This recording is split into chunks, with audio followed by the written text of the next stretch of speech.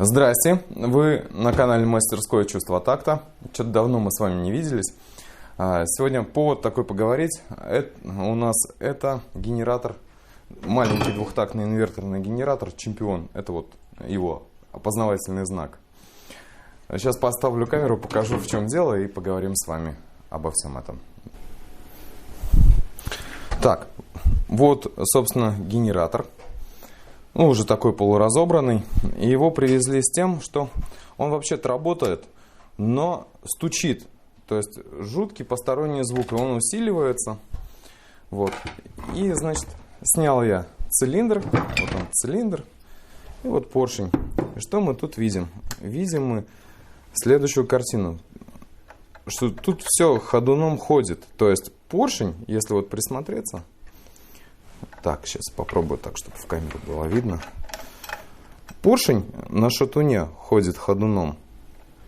И самое паршивое, это шатун ходит ходуном он там вот. Генератор при этом, судя по его внешнему виду, такой вот он, не замученный, не заюзанный. Где тут года нету нигде. 1,1 киловатт, да? Вот, ИГ-980. Вот. И обычно у них умирает, вот у таких генераторов, обычно умирает вот эта вот плата. Как самое слабое звено. Здесь нет. Здесь с платой все в порядке. И умер мотор. Это фактически смерть мотора. То есть надо менять коленвал. Сейчас посмотрим, что там с посадочным местом в поршне. Нагар, вряд ли это причина всего этого безобразия. Мало того, вот смотрите. Генератор, да, шов. Шов и какая-то... не шов, шов, да, место, стык. И какая-то красная требуха. Я, честно говоря, понял бы, если бы это был силикон или еще что-то. Это похоже на смазку. Вот. Зачем это сделано? Непонятно. В любом случае, сейчас будем разбирать и посмотрим, что это. Итак, вот я снял поршень, вытащил. Понятно, да, болтается шатун очень сильно. И болтается, палец в поршне стоит жестко. Не буду вставлять, но стоит жестко. А вот подшипник в шатуне, на котором поршень, тоже, я надеюсь, видно в камеру. В общем, болтается. Болтается, причем довольно серьезно. Так, вот рядышком стоит кусок генератора аналогичного, только не инверторного.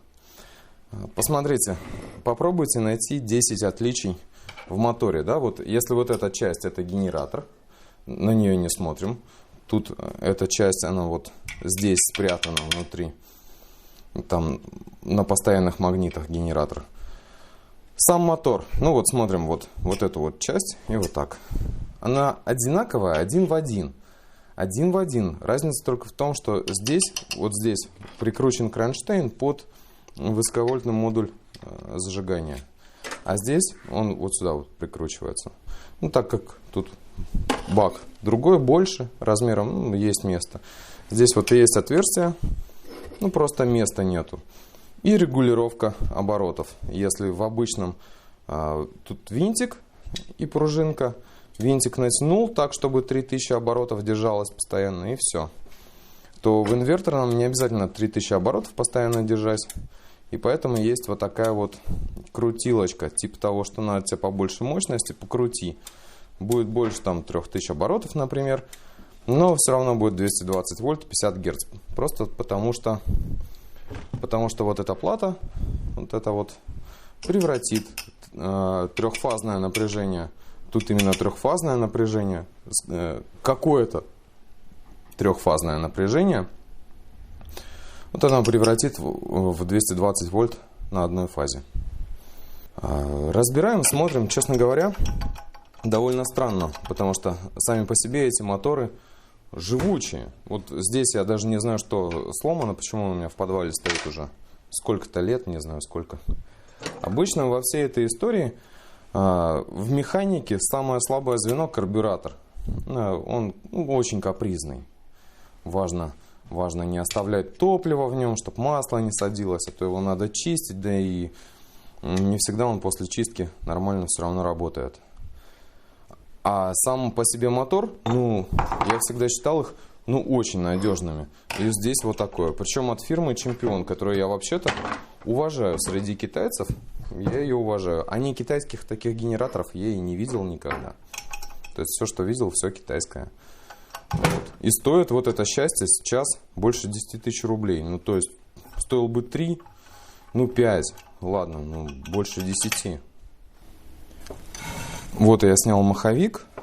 С этой стороны видно магнето. И болты, которыми, собственно, 2 половинки стянуты. Сейчас мы это раскрутим и увидим, что к чему. Но покажу другую сторону. Я сначала открутил генератор. Это, собственно, и есть обмотка статора. Вот так выглядит статор. Это 1,1 киловатта. Вот это маховик, он же ротор генератора. Вот. Он же вентилятор. Довольно сильные магниты, так не прочувствовать, но я еле-еле, мне хватило сил пальцев, чтобы вытащить, вот этот вот ротор. Для чего показываю? Первое, да, дырочка, чтобы просунуть фишку, явно маленькая. То есть, просунули, потом обжали фишечку. Явно не предполагается, что вот эта часть будет ремонтироваться. Может быть, и правильно не предполагается. Самое главное, что хотел сказать. Полно людей, которые делают ветряки и мучаются, мотают генераторы. Почему бы нельзя использовать готовое? То есть, если обычных инверторных генераторов не очень много, там сгоревших и выброшенных, то вот таких двухтактничков, их полно. Найти никакой особой там проблемы. И иногда это на металлоприемке, 30 рублей килограмм. И ничего не мотать не надо. Если знаете, почему так не делают, напишите. Так, разобрал я, мотор. Коленвал. Видно, что, вернее, не видно каких-то там диких перегревов, посинений, еще чего-то такого. Просто болтается шатун. Причем, достаточно серьезно болтается. Хотел показать. Система регулировки оборотов на всех этих маленьких генераторах, она одинаковая. И сделана, довольно-таки так, прикольно. То есть, он центробежный регулятор. Не отдельная шестеренка, как в 4-тактных, а прямо на коленвалу. Сделана ответная лапка. Вот она, привод карбюратора. И она лапка. И эти грузики. Грузики центробежные. И этой шайбой поддавливает на лапку, прикрывает карбюратор. Вещь очень надежная. Я еще ни разу не видел, чтобы это было сломано. На 4-тактниках бывает, ломается. Не сразу, это долго. Но вообще я еще не видел, чтобы именно мотор был сломан. Подшипники, кстати, тут, насколько можно оценить, не вытаскивая. Нормальные. 1, 2. Это красная какая-то фигня. Вообще смазка какая-то, потому что тут ни силикона, ни прокладок, ничего нет такого.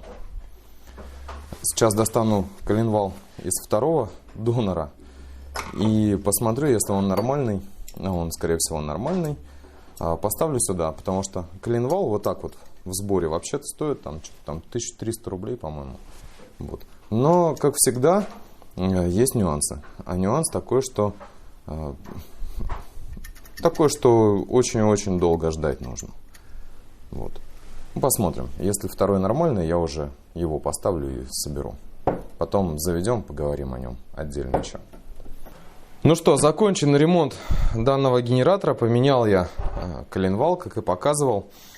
Работает все отлично. Внутри заводить не буду, дымит, потому что хочу немножко поближе показать вам все-таки посадочное место в коленвале. В общем, надеюсь, что видно в камеру. Здесь не круг, а прям такие выработки, какие-то бороздки. Бог его знает почему. Не понимаю. Причем снизу, сверху нет, снизу, да, то есть когда поршень взрыв, да, и поршень давит, вот сюда давление, и вот это такой вот износ. При этом износа на подшипнике особо-то и не видно. Подшипник, старый подшипник встал в коленвал, ну тоже уже бэушный, правда, и без каких-либо люфтов, и вообще, ну, все отлично. То есть, какой вывод я могу сделать? Что это качество металла, вот этого шатуна, видимо, такое отвратительное, что это прессованный рис просто, а не металл.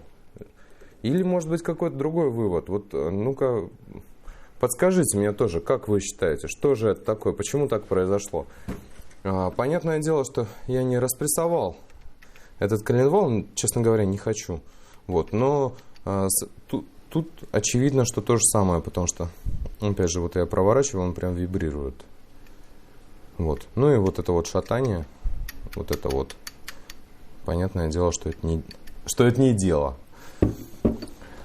Вот, фирма «Чемпион». К сожалению, к моему вот большому сожалению, это так. Я вообще всегда считал фирму «Чемпион» одной из лучших среди китайцев. Ну а дальше я бы хотел ваши комментарии какие-то прочитать. Поделитесь со мной мыслями. Я вот, честно говоря, кроме как предположить о том, что это прессованный рис, ничего не могу. Вот. Ну и вообще подписывайтесь на канал, лайки ставьте, а мы будем снимать для вас.